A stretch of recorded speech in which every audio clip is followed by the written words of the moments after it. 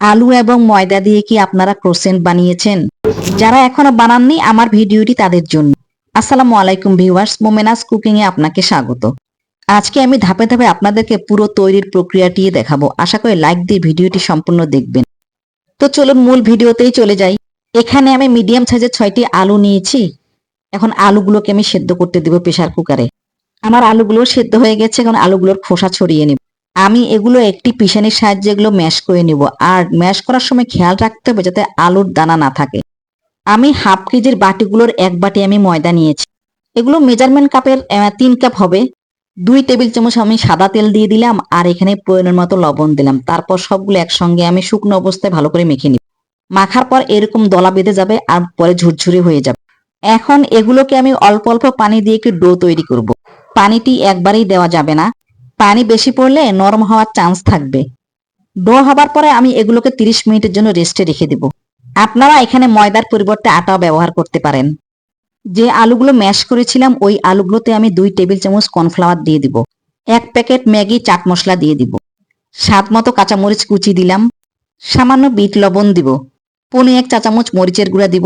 Half চামচ দিয়ে দিব সুগন্ধি শাহি মশলা। এই মশলার রেসিপিটি আমার চ্যানেলে দেয়া আছে, আপনারা দেখে আসতে পারেন। সব শেষে স্বাদ মতো লবণ দিয়ে এগুলো ভালো করে আমি মেখে নিব। যারা আপনারা ক্রোসেন্ট খেতে পছন্দ করেন তারা বাড়িতে সহজেই এই ক্রোসেন্ট তৈরি করতে পারবেন। 30 মিনিট পর দেখুন ডোটা কত সফট হয়ে গেছে। এখন এগুলোকে আমি 2 হাতের সাহায্যে আবার একটু মথে নিব। বাস কয়েক সেকেন্ড মথে নিলেই চলবে। এখন আমি এখানে সামান্য পরিমাণ লেচি কেটে নিব। আপনারা আপনাদের আন্দাজ অনুযায়ী লেচি কাটতে পারেন, এর চেয়ে বেশিও নিতে পারেন। আপনারা যে রুটিটা বানাবেন সেটা অনেক পাতলা করে বানাতে হবে। যত পাতলা করে বানাবেন নাস্তাটি তত ক্রিস্পি হবে। এখন আমি মাঝখানে একটি ছোট বাটি দিয়ে আমি আলুর পুরগুলো চতুর্পাশে ছড়িয়ে দিলাম। আলুর পুরটা বেশি মোটা করা যাবে না, পাতলা করেই নিতে হবে। এবার আমি একটি কাটারের সাহায্যে এগুলোকে পিস পিস করে কেটে নিব। আপনারা একটা ছুরির সাহায্যেও কাটতে পারেন। আমি এগুলোকে 16 ভাগে কেটে নিয়েছি। আপনারা যদি এর চেয়ে বড় করতে চান তাহলে আপনারা এটা 8 ভাগেও কাটতে পারেন। আর এগুলো আমি এক পাশ থেকে ধরে এইভাবে পেঁচিয়ে নিব। আশা করি ভিডিওটি দেখে আপনারা বুঝতে পারছেন। এই নাস্তাটি দেখতে যত কঠিন মনে হয় আসলে বানানো ততই সহজ। ঘরে থাকা উপকরণ দিয়ে আমি এগুলোকে বানিয়ে ফেললাম।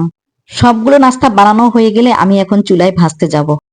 একটি প্যানে পর্যাপ্ত পরিমাণে তেল দিব, আর ওখানে আমি এই ক্রোসেটগুলো একটি একটি করে ছেড়ে দিব।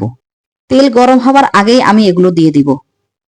অল্প আঁচে এগুলো ভাজতে হবে, তা না হলে ক্রিস্পি ভাব আসবে না। আলহামদুলিল্লাহ, নাস্তাগুলোর কালার কত সুন্দর হয়েছে।